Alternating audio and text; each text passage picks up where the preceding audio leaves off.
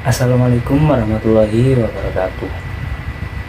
Perkenalkan, nama saya Muhammad Kevin Rifat Azmi, NIM 115-2024. Di sini, saya ingin membagi ilmu kepada teman-teman.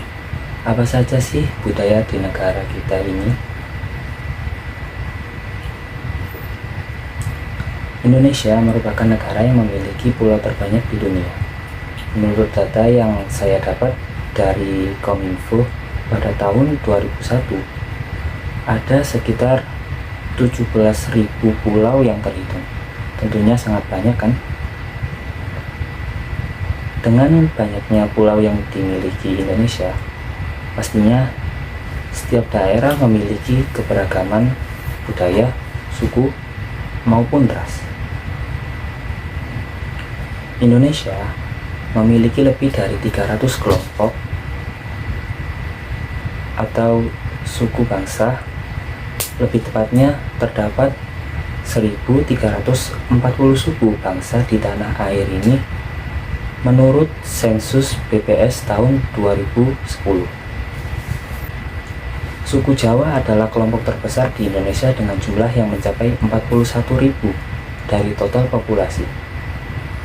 Sedangkan di Kalimantan dan Papua memiliki populasi kecil yang hanya beranggotakan ratusan orang. Pembagian kelompok suku di Indonesia tidaklah mutlak dan tidak jelas. Hal ini akibat dari perpindahan penduduk, percampuran budaya, dan saling mempengaruhi. Teman-teman, masih ingat bukan mengapa Indonesia memiliki berbagai keragaman budaya? Nah, keragaman budaya ini ternyata juga beragam bentuk dan jenisnya.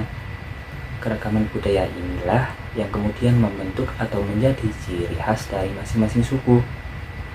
Keragaman budaya dapat berupa bahasa daerah, rumah adat, upacara adat, pakaian adat, dan tarian adat.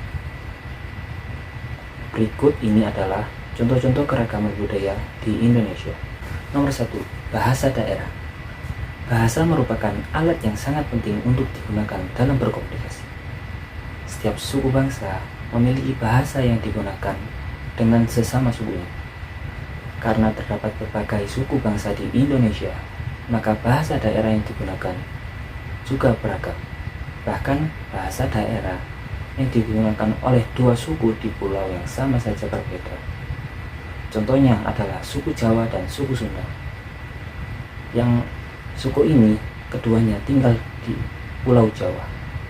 Dalam bahasa Indonesia, kata saya yang memiliki arti berbeda jika diartikan dalam bahasa Jawa dan Sunda. Kata saya dalam bahasa Sunda adalah abdi, sedangkan dalam bahasa Jawa adalah kulo. Nomor 2, rumah adat. Rumah adat dibangun dengan wujud dan cara yang sama dari generasi ke generasi tanpa atau sedikit mengalami perubahan. Rumah adat tradisional sampai saat ini masih ada yang ditinggali, tapi juga ada yang digunakan untuk upacara adat. Rumah adat merupakan cerminan budaya yang terbentuk dari tradisi dalam masyarakat, seperti adaptasi atau cara hidup, ekonomi, dan religi. Di Indonesia, setiap daerah mempunyai rumah tradisional yang beragam berdasarkan wilayah dan sukunya. Misalnya, rumah gadang. Rumah gadang adalah sebutan untuk rumah tradisional Minangkabau yang di bagian atap biasanya terbuat dari ijuk yang disalin. Kemudian ujungnya meruncing membentuk gonjong. Namun ada juga yang mengatakan bahwa atap rumah gadang meniru Syria basusun atau yang biasa disebut daun sirih yang disusun. Hal ini melambangkan rumah gadang sebagai tali penyambung silaturahmi dan kekeluargaan. 3. Upacara adat.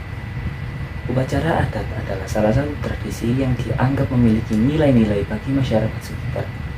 Selain sebagai cara manusia untuk berhubungan dengan para leluhur dan sang pencipta, Adat juga menjadi perwujudan manusia untuk menyesuaikan diri terhadap alam dan lingkungan dalam arti luas. Misalnya upacara adat Ngaben. Ngaben adalah upacara pembakaran jenazah untuk umat Hindu di Bali. Upacara Ngaben merupakan suatu ritual yang dilaksanakan untuk mengembalikan roh leluhur ke tempat asalnya. Ngaben dalam bahasa Bali berkonotasi halus yang sering disebut Palebon. Palebon berasal dari kata lebo yang artinya pratiwi atau tanah. Palebon artinya menjadikan pratiwi atau abu. Untuk menjadikan tanah itu ada dua cara, yaitu dengan cara membakar dan menanam ke dalam tanah. 4. Pakaian tradisional. Setiap suku memiliki pakaian tradisionalnya masing-masing. Pakaian tradisional berfungsi untuk mengekspresikan identitas. Pakaian adat ada yang digunakan untuk acara sehari-hari maupun untuk upacara-upacara adat. Salah satu contoh pakaian tradisional dari Kalimantan Barat yang biasa dikenakan masyarakat Dayak ialah King Tompak. Ciri utama pakaian tradisional ini terletak pada warna dasarnya yang didominasi hitam, merah, dan juga biru. 5. Tarian adat. Tiap daerah memiliki tarian adat masing-masing dengan peruntukan yang berbeda. Ada tarian untuk menyambut tamu agung, menyambut panen, upacara kematian, upacara keagamaan, dan sebagainya. Misalnya Reok Ponorogo. Reok Ponorogo merupakan salah satu kesenian tradisional Jawa Timur. Salah satu seni pertunjukan yang kental dengan hal-hal berbau mistis dan juga ilmu kebatinan yang diketahui berasal dari Kabupaten Ponorogo. Oleh karena itu lebih populer dengan sebutan Reok Ponorogo. Identitas dari Reok pun sangatlah melekat dengan kabupaten yang berbatasan langsung dengan Jawa Tengah ini. Selain telah mendapatkan julukan Kota Reok atau Bumi Reok, pernak-pernik dari Reok pun banyak dijumpai, termasuk di gerbang pintu masuk Ponorogo. Kesimpulan apa yang saya jelaskan tadi yaitu Indonesia merupakan negara yang memiliki keragaman budaya.